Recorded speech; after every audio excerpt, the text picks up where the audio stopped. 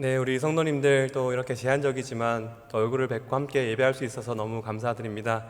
오늘도 또 저희들에게 주시는 또 말씀을 통해 주시는 은혜가 넘치길 기도합니다. 예전에 이동원 목사님께서 설교 중에 하신 이야기인데요. 우스갯소리지만 그냥 웃어 넘길 수 없는 또 묵직한 메시지가 있어서 한번 소개해 드리겠습니다. 어떤 사람이 예수님을 믿고 신앙생활을 잘 하다가 하나님께 부름을 받고 죽어서 천국에 갔는데요. 그렇게 천국에 가서 이제 그토록 고대하던 예수님을 만났습니다. 그런데 깜짝 놀라고는 이렇게 인사를 했다고 합니다. 예수님, 말씀은 참 많이 들었는데 처음 뵙겠습니다. 이것은 이제 복음을 예수님 믿고 구원받아 천국에 가는 것으로만 이해하는 성도들을 향해서 했던 농담인데요. 우리는 천국 가서 예수님을 만나서 이러면 안 되겠죠. 성경이 말하는 복음은 이렇게 예수님을 믿고 천국행 티켓을 따는 것, 이것으로만 축소할 수 없습니다. 하나님과 예수님을 알아가고 또 그 안에서 누리는 사귐이 있는 삶은 우리의 삶을 더욱 풍성하게 하는데요. 하나님과 예수님과 더불어 누리는 이 생명의 사귐을 통해 충만한 기쁨을 누리게 하는 것, 이것이 바로 요한일서를 기록한 목적이다라고 했는데요. 성경을 보시고 우리 앞에 있는 요한일서 1장 3절 4절 말씀을 우리 같이 읽어보시겠습니다. 3절 4절입니다. 시작. 우리가 보고 들은 바를 너희에게도 전함은 너희로 우리와 사귐이 있게 하려 함이니 우리의 사귐은 아버지와 그의 아들 예수 그리스도와 더불어 누림이라. 우리가 이것을 쓰면 우리의 기쁨이 충만하게 하려 함이라. 아멘. 하나님과 그 아들 예수 그리스도와 누리는 사귐, 그리고 그 안에서 성도들과 누리는 그 사귐을 통해서 충만한 기쁨을 누리게 하기 위해서 이 편지를 썼다라고 말합니다. 이 충만한 기쁨은 사귐과 교제를 통해서만 주어지는 것입니다. 그리고 그것을 통해서 영생이 있음을 확신하게 하기 위해서 이 편지를 썼습니다. 거대한 세상 앞에 있는 성도들에게 그 세상을 이길 수 있는 영원한 생명이 있음을 확신하게 하려고 이것을 썼는데요. 그것이 우리에게 주신 영원한 생명이고 또 그것이 복음의 본질인 것입니다. 사도 요한이 기록한 또 요한복음에 보면은 이 사귐이 곧 영생이다 라고 말하는데요. 우리 자막을 통해서 요한복음 17장 3절 말씀을 같이 읽겠습니다. 시작. 영생은 곧 유일하신 참 하나님과 그가 보내신 자 예수 그리스도를 아는 것이니이다. 아멘. 네, 너무 중요한 말씀인데요. 하나님과 예수님을 아는 것, 지식적인 알을 넘어서 경험하고 교제하는 이 사귐을 통해서 아는 것, 이것이 바로 영생이다. 그래서 사귐이 곧 영생이다 라고 말하는 것이죠. 이 영생을 이 땅에서 누리며 살 때 우리는 천국 가서 예수님 처음 뵙겠습니다 라고 하는 일은 없겠죠. 우리 사랑하는 성도님들, 요즘 참 힘든 시간을 보내고 계실 텐데요. 지금 우리 성도님들의 삶에 이 사귐이 있으십니까? 영생을 누리고 계십니까? 하루하루 살아내기가 너무도 힘든데 무슨 소리냐 하실 수도 있겠는데요. 사도 요한은 이러한 생명의 사귐을 통해서 충만한 기쁨을 누리고 영생이 있다는 것을 확신할 때에만 우리는 죄를 이기고 세상을 이길 수 있다라고 말합니다. 그래서 우리가 싸워야 할 믿음의 싸움은 이 생명의 사귐을 통해서 충만한 기쁨을 누리기 위한 싸움인 것이죠. 우리는 매일매일 이 싸움을 해야 하는 것입니다. 오늘 말씀은 이 싸움을 잘 하고 있는지, 이 사귐이 있는지를 점검해보는 세 가지 기준을 말해주는데요. 이 기준들을 살펴보면서 우리 성도님들이 이 사귐이 회복되고 또 그 안에서 충만한 기쁨을 누릴 수 있기를, 그래서 그것을 통해서 세상을 이기는 성도님들이 되시기를 간절히 기도합니다. 오늘 말씀을 통해서 우리가 사귐을 누리고 있는지 알아볼 수 있는 첫 번째 기준은 바로 우리가 사귀는 대상인 하나님을 향한 경외함이 있는가 하는 것입니다. 하나님을 향한 경외함이 있는가, 이것이 첫 번째 기준인데요. 우리가 누군가 사귄다고 할 때 사귐을 갖는 그 대상에 대해서 잘 알아야 하는 것입니다. 그래서 하나님이 누구신지를 말해주는데 하나님은 빛이시다 라고 선포합니다. 우리 5절 말씀을 같이 읽어보겠습니다. 5절입니다. 시작. 우리가 그에게서 듣고 너희에게 전하는 소식은 이것이니 곧 하나님은 빛이시라 그에게는 어둠이 조금도 없으시다는 것이니라. 아멘. 네, 하나님은 빛이십니다. 이 선언은 요한 1세에서 하나님을 직접적으로 말하는 두 가지 표현 중에 하나인데요. 하나는 여기서 말한 하나님은 빛이시다 이것이고요. 또 하나는 너무도 잘 아시는 하나님은 사랑이시다라는 표현입니다. 이 두 가지는 너무도 중요한데요. 그런데 저는 사실 좀 의아했습니다. 하나님과 친밀한 사귐을 갖게 하고자 썼는데 왜 친밀하고 사랑이 많은 하나님은 사랑이시다 이것을 먼저 말하지 않고 하나님은 빛이시다 이것을 먼저 말할까요? 하나님과 사귐을 갖길 원하는데 먼저 빛이시다 라고 선언합니다. 우리 성도님들, 하나님은 빛이시다 라고 할 때 이것은 하나님이 어떤 분이신지를 드러낸다고 생각하십니까? 빛이 무엇이죠? 저 같은 이공계 출신은 빛은 고온의 물질에서 발하는 전자기파라고 말할 수 있는데요. 쉽게 말하면 빛 에너지와 열 에너지가 있습니다. 조금 더 쉽게 말하면 빛은 밝혀주는 기능 그리고 따뜻하게 해주는 기능 이것이 있는 거죠. 빛은 어둠을 밝히는 기능이 있습니다. 어두운 곳을 밝혀주는, 우리가 태양을 바라본다고 한번 생각해 보시죠. 태양을 바라볼 때 일단은 눈이 부시겠죠. 하나님은 그런 분이십니다. 우리가 눈이 부셔서 도저히 쳐다볼 수도 없고 완전하시고 거룩하셔서 제대로 바라볼 수도 없는 그런 분이 바로 하나님이시죠. 완전 무결하신 하나님은 어떤 어둠으로도 가릴 수가 없습니다. 어둠이 빛을 조금 감소시켜 보려고 다가가면 그 어둠조차 빛으로 드러나게 되는 것이죠. 그래서 하나님 안에는 어둠이 조금도 없으십니다. 거룩하시고 선하시며 그리고 온전하신 하나님, 그 빛이 비추는 곳에 어둠이 설 자리가 전혀 없는 것이죠. 그리고 빛의 두 번째는 따뜻하게 해주는 기능이라고 했죠. 눈부신 빛이 비추는 곳은 시간이 지나면 온기를 받아서 따뜻해집니다. 모든 피조물들은 그 빛을 통해서 온기를 받고 또 생명을 유지할 수 있는 것입니다. 모든 생명이 존재할 수 있는 것은 그 생명을 유지하게 하시는 그 하나님의 빛을 받아야만 하는 것이죠. 이렇게 빛이신 하나님은 우리에게 생명을 주시고 또 보호하시며 인도하시는 분이십니다. 이렇게 성경에서 하나님이 빛이시다라고 할 때는 눈부신 빛처럼 완전 무결하시고 거룩하신 하나님, 이것과 함께 또 우리에게 조명하시고 따뜻하게 보호하시고 인도하시는 그 포근함에 대해서도 함께 말하는 것입니다. 그런데 오늘 이 요한 1서에서 하나님이 빛이시다라고 할 때 분명한 강조점은요, 거룩하시고 또 완전하신 하나님, 어둠이 조금도 없으신 하나님, 이것을 먼저 말하는 것입니다. 사도 요한은 분명히 이 사귐을 통해서 충만한 기쁨을 누리게 하려고 썼다고 했는데요, 하나님과의 사귐을 말하면서 친근한 하나님, 사랑이 많으신 하나님이 아니라 먼저 이 빛이신 하나님을 말하는 것은 너무도 중요한 의미가 있습니다. 하나님과의 사귐에 있어서 가장 중요한 출발점이 바로 우리와는 구별된 그 완전 무결하신 거룩하신 하나님이라는 사실이죠. 이것을 인식하는 것이 모든 교제의 시작인 것입니다. 무한히 완전하신 하나님, 빛이신 하나님은 우리와 본질적으로 구별되는 분이시죠.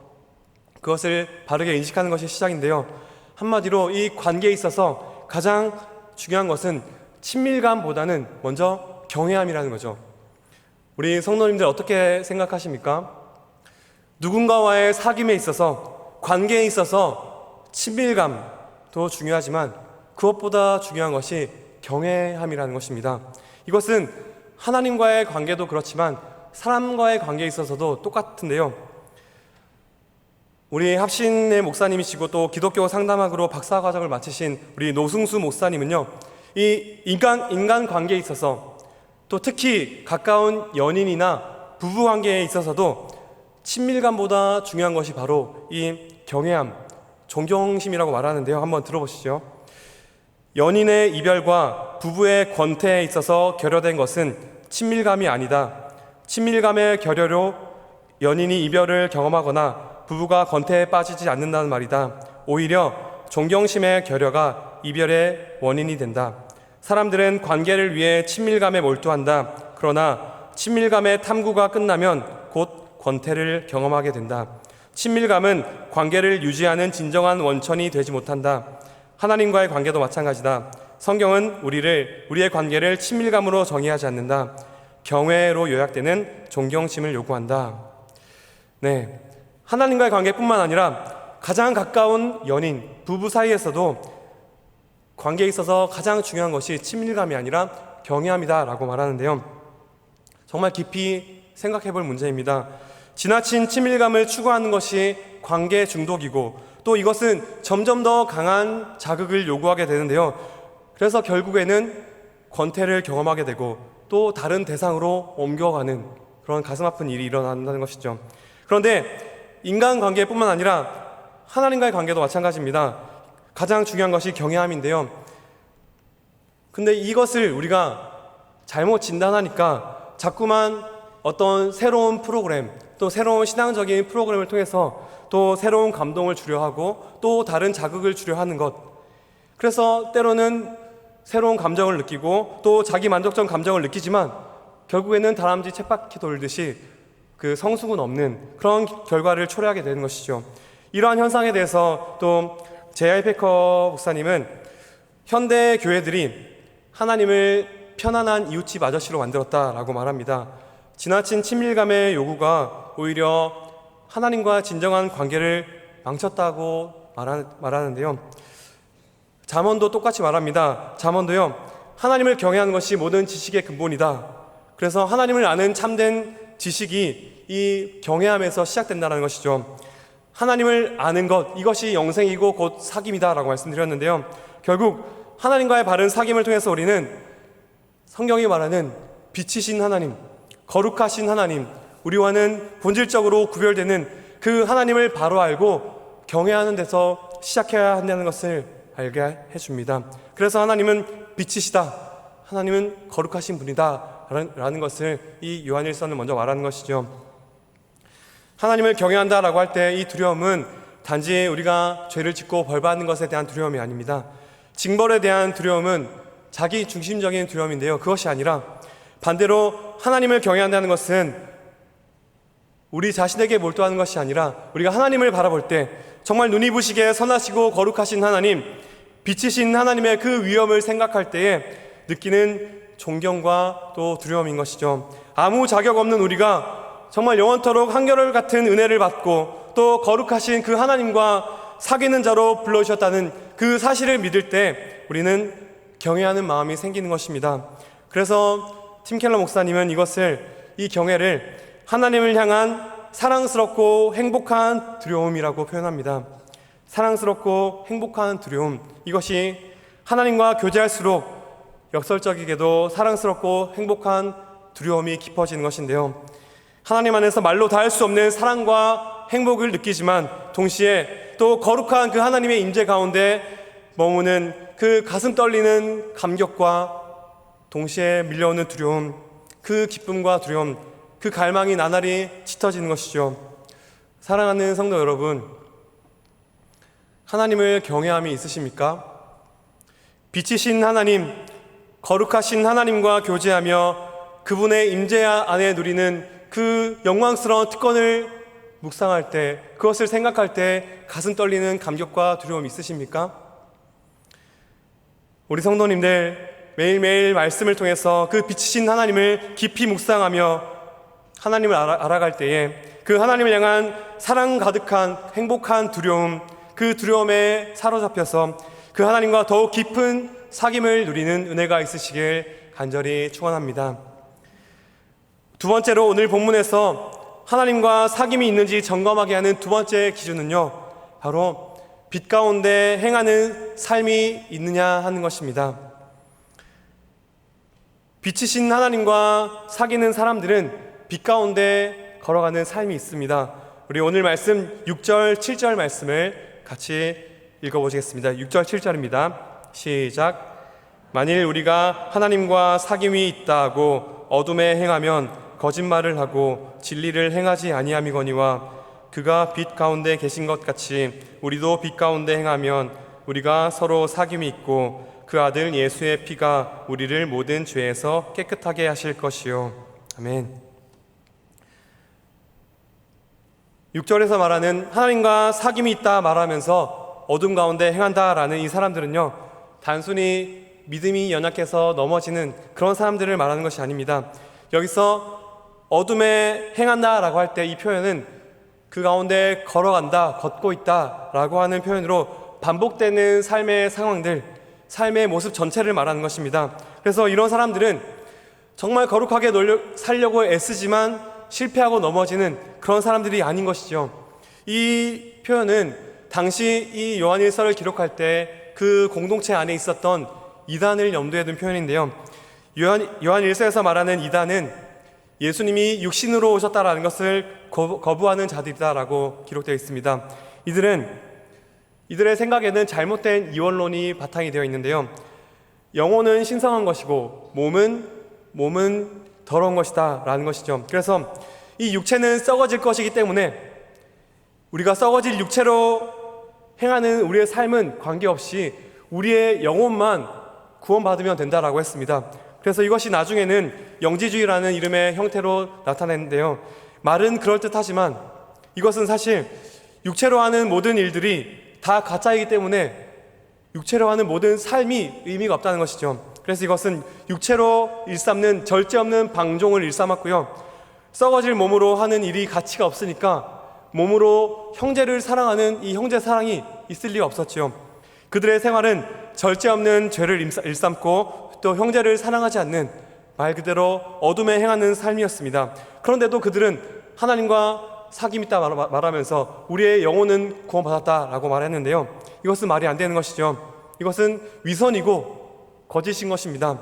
이러한 영지주의, 이것은 지금 우리의 삶에는 없을까요? 물론 똑같은 형태는 없을 텐데요. 그런데요, 우리가 이 교회 안에서 예배드리고 봉사하고 섬기는 것은 거룩한 영역에 해당하고 또 일상에서 부대끼고 아둥바둥하며 살아가는 이 삶은 속된 영역에 해당한다라고 생각할 수 있습니다.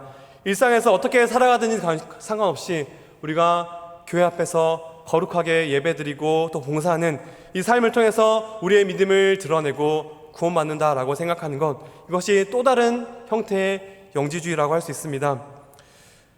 사실은 위선인 것이죠. 일상에서의 모습과 상관없이 교회에서 남들 앞에서 보여지는 모습을 통해서 우리의 믿음을 증명하고자 하는 잘못된 모습입니다. 겉과 속이 다른 이러한 위선은 진실한 사귐에 있어서는 너무도 큰 장애물입니다. 사람 사이에서도 위선은 장애물인데 하나님과의 관계에서 이 위선은 사귐을 불가능하게 하는 것이죠. 빛이신 하나님 앞에서 자신의 실상을 보는 것이 너무도 고통스럽기 때문에 진리를 회피하는 모습입니다. 이 위선은 더욱더 무서운 형태로 자기 기만으로 나타나는데요. 우리 오늘 말씀 8절을 한번 보실까요? 8절 말씀을 같이 읽어보시죠. 시작. 만일 우리가 죄가 없다고 말하면 스스로 속이고 또 진리가 우리 속에 있지 아니할 것이요. 네, 이것은 위선에서 한 발짝 더 나가서 자신마저 속이는 자기 기만의 모습을 나타내는데요. 우리가 이제 교회 안에서 남들에게 보여지는 그런 거룩한 모습, 또 남들에게 말하는 그런 모습들이 이제는 정말 나의 신앙인 것처럼 스스로 속이고 나는 죄가 없다라고 해버리는 것이죠. 겉으로는 성실하다고 칭찬받으며 인정받고, 그래서 그 모습이 진짜 나의 신앙인 것처럼 스스로 속이고 착각하는 모습, 이것이 사실은 가장 위험한 상태인 것입니다. 이와 반대로 참된 신자, 정말 하나님과 사귐이 있는 사람들은 빛 가운데 행하는 사람들이다라고 7절에서 말하는데요. 하나님이 빛이시니까 그 빛이신 하나님과 교제하는 사람들은 그 하나님을 닮아서 빛 가운데 살아가는 것이죠. 그 모습은 교회 안에서만의 모습이 아니라 우리 가정에서, 직장에서, 일상의 모든 영역에서 빛으로 살아가는 삶인 것입니다. 그런데 이 말은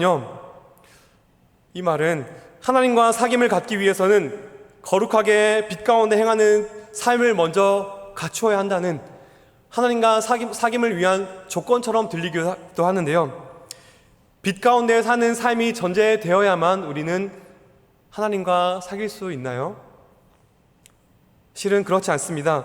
빛 가운데 행하는 삶은요, 이 사귐의 조건이 아니라 하나님과 사귐을 통해서 나타나는 결과인 것이죠. 그래서 빛 가운데 거하는 사람들은 조건 없이 받아주시는 그 은혜를 누리고 하나님과 교제를 누리고 사는 사람들의 삶의 결과인 것입니다. 참된 신앙은 이렇게 행하는 삶으로 증명되는 것인데요. 이것은 구체적으로 어떤 모습일까요? 요한 1서에서 말하는 빛 가운데 행하는 삶의 모습은요, 형제 사랑, 이웃 사랑입니다. 우리가 그 성경 한 장만 넘겨서 2장 9절부터 11절 말씀을 같이 읽어보겠습니다. 2장 9절부터 11절인데요. 9절은 제가 읽고 10절은 여러분이, 11절은 같이 읽겠습니다. 9절입니다. 빛 가운데 있다 하면서 그 형제를 미워하는 자는 지금까지 어둠에 있는 자요.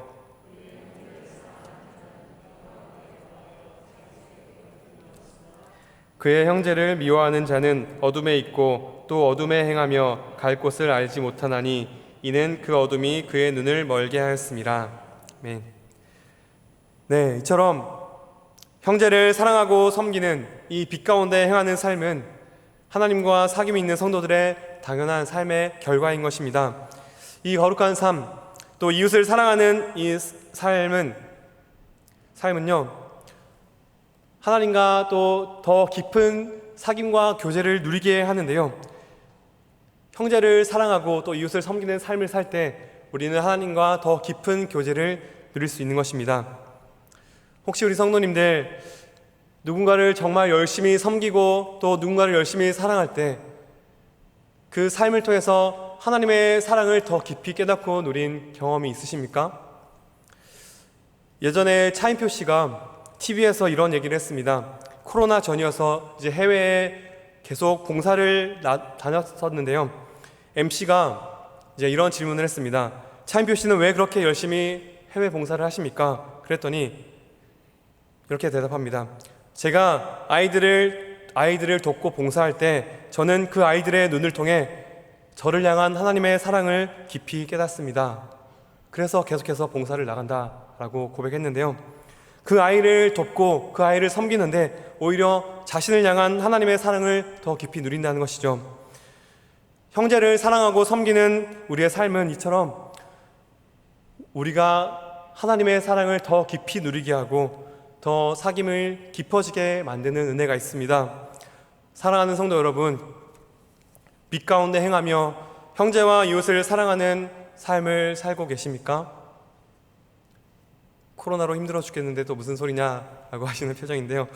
네, 사실 우리는 사랑할 능력이 없습니다. 빛 가운데 행하기 위해서는 빛이신 하나님으로부터 계속해서 온기를 받아야만 우리는 조금이라도 그 빛을 전할 수 있는 것이죠. 하나님의 사랑은 본질적으로 모든 것을 우리에게 내어주시는 사랑인 것입니다. 우리를 사랑하셔서 그 사랑하시는 독생자 아들을 우리에게 내어주셨고요. 우리를 사랑하셔서 모든 것을 내어주셔서 우리와 똑같은 모습으로 우리 인간으로 낮아지셔서 우리 가운데 찾아오셨습니다. 우리를 너무도 사랑하셔서 예수님께서는 자기 자신을 그 모든 것을 내어주셔서 십자가에서 그 사랑을 우리에게 보여주셨죠. 우리는 그 사랑으로 인해서 그 빛을 누릴 때에만, 그 온기를, 그 따뜻함을 누릴 때에만 우리는 그 은혜를 힘입어서 그 사랑을 전하는 삶을 살 수 있는 것입니다. 사랑하는 성도 여러분, 빛이신 하나님과 사귐이 있으십니까? 하나님과의 사귐을 통해서 그 사랑을 풍성히 누리고 또 그 하나님을 닮아서 빛 가운데 행하는 형제를 사랑하는 삶을 통해서 더욱더 하나님과의 그 사랑을 누리는 그 교제가 깊어지는 은혜가 있으시길 간절히 축원합니다. 세 번째, 오늘 본문에서 하나님과 사귐이 있는지 점검하게 하는 기준은요, 진실한 자백과 회개가 있는가 하는 것입니다. 빛이신 하나님, 눈부시게 거룩하신 하나님과 마주할 때 우리 자신의 어두움과 죄를 밝히 보게 되는 것이죠. 우리 자신의 무능함과 연약함, 또 추악한 모습들을 마주할 때는 너무도 괴롭고 고통스럽습니다. 연륜이 차가고 또 신앙의 연차가 높아지면, 그리고 하나님과 교제가 깊어지면 이런 것들이 조금 줄어들까요? 그런데 성경은요, 신앙이 성숙할수록, 하나님과 교제를 나누면 나눌수록 더욱 자신의 죄악을 마주하게 된다라고 합니다. 그래서 위대한 사도 바울은 말년에 내가 정말 죄인 중에 괴수다라고 고백하죠. 빛이신 하나님께 더욱더 가까이 갈수록 작은 티도 더 밝히 드러나는 것입니다. 그럴 때 우리는 진리를 외면하고 또 스스로 속이는 자기 기만으로 그것을 회피하는 것이 아니라 우리는 그렇게 회피할 필요가 없습니다. 우리의 죄는 분명히 하나님과의 사귐을 방해하지만 우리에게는 언제나 그 사귐을 회복할 수 있는 열린 문이 있는 것이죠. 그래서 정직하게 받아들이고 인정하고 자백하라라고 말합니다. 우리 오늘 9절 말씀을 같이 읽겠습니다. 9절입니다. 시작. 만일 우리가 우리 죄를 자백하면 그는 미쁘시고 의로우사 우리 죄를 사하시며 우리를 모든 불의에서 깨끗하게 하실 것이요. 아멘. 우리는요, 죄가 없기 때문에 하나님께 나아가는 것이 아닙니다. 우리 안에 어둠이 있고 내 안에 죄를 어찌할 수 없기 때문에 하나님께 나아가는 것이죠. 이렇게 죄를 자백하라는 것은요, 언제든지 죄를 지을 수 있는 우리 신자들에게 하나님의 사귐으로 올 수 있는 문을 활짝 열어주시는 것입니다. 우리가 진실하게 인정하고 자백하기만 하면 우리 하나님은 언제나 우리의 모든 죄를 용서하시고 우리를 깨끗하게 하시겠다라고 약속하십니다. 그 믿음으로 인해서 우리는 언제나 어떤 죄악에 빠졌을 때든지 또 얼마나 멀리 떠나 있을 때든지 우리는 아버지 하나님께 돌아갈 용기를 얻을 수 있는 것이죠. 그런데 여기서 하나 짚고 넘어갈 것은요, 우리의 자백과 회개가 용서를 얻어내게 하는 수단이 아니라는 것입니다. 우리의 자백과 회개는 속죄의 근거가 될 수 없습니다. 만일 우리의 자백이 용서의 근거가 된다라고 하면 나는 회개했어, 나는 눈물을 흘리며 자백했어, 이것이 우리의 회개마저도 우리의 의가 될 수 있는 것이죠. 또한 우리의 회개가 용서의 근거라고 하면 내가 회개하지 않은 죄, 내가 까먹어서 자백하지 못한 죄는 용서받지 못하는 것일까요? 그렇지 않습니다. 오늘 말씀에서 분명히 말하는 것은요, 하나님께서 미쁘시고 하나님께서 신실하시고 의로우시다라는 것을 말하는 것입니다. 그렇기 때문에 우리는 자백할 수 있고 그렇기 때문에 우리는 죄사함을 누릴 수 있는 것이죠. 하나님은 신실하시고 약속하신 대로 반드시 행하시는 분이십니다. 또 하나님은 의로우시기 때문에 그 공의로우신 하나님께서 우리의 죄로 인해서 받아야 할 그 모든 심판을 그 아들 예수 그리스도에게 넘기셨기 때문에 그 예수님의 그 십자가에서 행하신 그 의로우신 하나님의 심판으로 인해서 우리는 죄사함과 깨끗하게 하시는 은혜를 누릴 수 있는 것입니다. 그렇다면 우리는 왜 자백하고 회개해야 할까요? 우리의 회개는 죄사함을 얻어내는 수단이 아닙니다. 하나님과 사귐이 있기 때문에, 하나님과 교제가 있기 때문에 우리는 죄를 인식할 수 있는 것이고, 또 그 죄로 인해서 하나님의 마음을 아프게 한 것에 대한 애통하는 마음을 표현하는 것이 바로 회개인 것이죠. 우리가 죄를 지었음에도 불구하고 우리를 받아주시는 그 하나님께 염치 불구하고 돌이키는 것, 그것이 회개입니다. 그때 우리는 회개를 통해서 더 깊은 하나님의 사랑과 은혜를 누리고 또 그 하나님의 사랑 안에서 안심하고 평안함을 누릴 수 있는 것이죠. 이러한 회개에 대해서 우리 박영선 목사님은 이렇게 설명하는데요. 한번 들어보시죠. 어디에 어린 애를 데리고 갔다가 잃어버렸다고 한번 생각해 보시죠. 엄마 아빠를 찾아서 열심히 헤매다가 이 아이는 얼마나 무서웠을까요? 그런데 이 아이가 엄마 아빠를 만나자마자 엉엉 웁니다. 자기가 얼마나 바보짓을 했는가 후회하거나 혼날까봐 우는 것일까요? 그렇지 않죠. 이제 엄마 아빠를 만났으니 너무너무 안심이 되고 너무너무 좋으니까 우는 것이죠. 우리의 회개가 그런 것입니다. 하나님이 우리 아버지시고 나는 하나님과 사귐이 있고 교제가 있는데 그것을 잊고 살다가 이제서야 돌이키고 하나님을 만난 그 안심과 평안함을 누리는 그 은혜 안에서 흘리는 눈물이 바로 우리의 회개의 눈물인 것이죠. 하나님의 넓은 품 안에 돌아와서 통에 자복하며 안심한 자의 눈물, 그것이 우리의 회개의 눈물입니다. 이처럼 회개는 죄사함을 얻어내기 위한 우리의 노력이 아니라 회개를 통해서 그 넓은 품 안에서 안심하며 하나님의 사랑을 더 깊이 누리게 하는 하나님과 더 깊이 교제하게 하는 그 은혜의 수단인 것이지요.